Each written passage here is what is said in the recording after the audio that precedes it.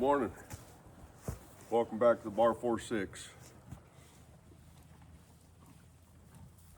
These mamas behind me are all full-blood Akaushi. And Akaushi is just a Japanese breed. You've heard of Wagyu before, I'm sure. There's two actual breeds that came from Japan, and one was the black, the Tajima, and the red is called Akaushi. And we chose the red Wagyu or Akaushi breed because phenotypically it just kind of fit our eye better. Looked more like a beef cow. With these girls that you see here behind me are anywhere from 13 to 15 years old. And there's a farm that we do business with just south of us in Cascade, Idaho. It's got about 4,000 or 5,000 acres. And it's hard for these girls during the winter months to make it that far to food and water.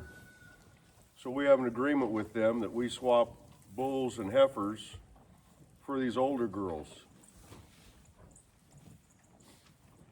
And we put them in our monoslope barn when the weather gets cold like today. It's about 15 degrees now. And you can see they don't have to go very far to eat. And they're under cover, they're out of wind, and they have fresh water. So we think that it'll extend their life and hopefully improve their life during their later years. And they still take care of us. We still get calves, and we flush these girls and fertilize those eggs, and we do embryo transfers to advance our genetics here at Bar46.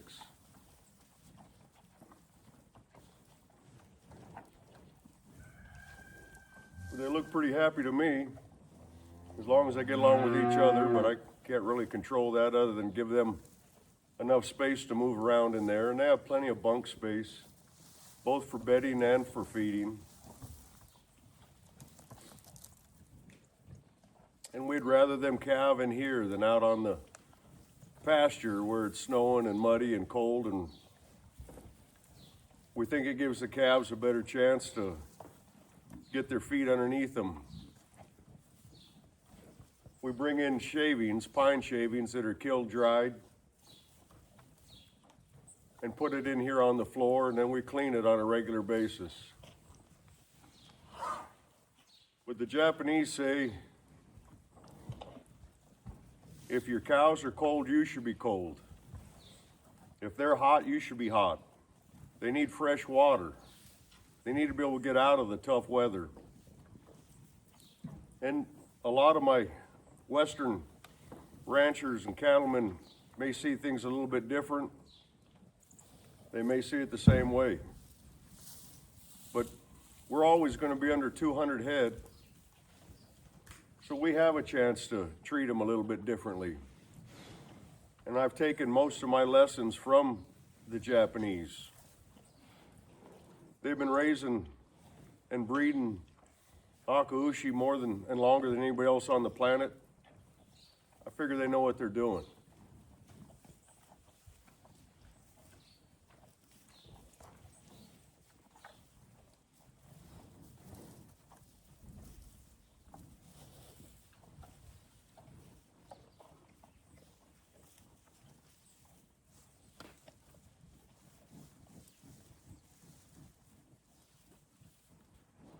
If you look up the health benefits of Akaushi beef, you'll see that the monounsaturated fats, the healthy fats, are extremely high.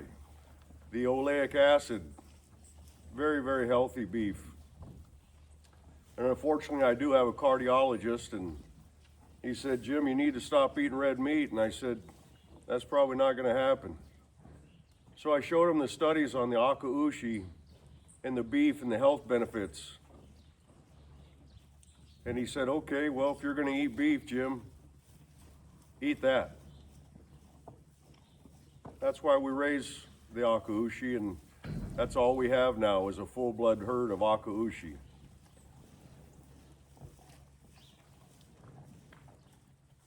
we're not 3 and 4 generations deep in the cattle world. We're the first generation. So I think I've probably screwed up more than I've got right. And it hurts when you fail because it probably costs you a life. And I've read everything I can, I've watched everything I could. There's just some things that you can't avoid. That doesn't make it easy. It means that I got to be better. I need to work harder. They deserve it. Their calves deserve it. But there's things in our soil that cause problems. The turkeys are all throughout our farm. They all bring their own unique challenges for sure. So we do everything we can to give them the best chance possible. We feed them what we think is the best hay that we can give them. We give them supplements. We give them lick tubs. And it all helps, but it's sure not foolproof.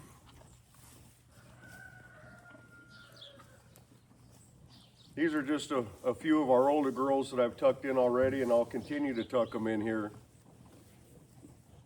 It's just been a really strange winter. Haven't had hardly any snow yet, but it's been chilly.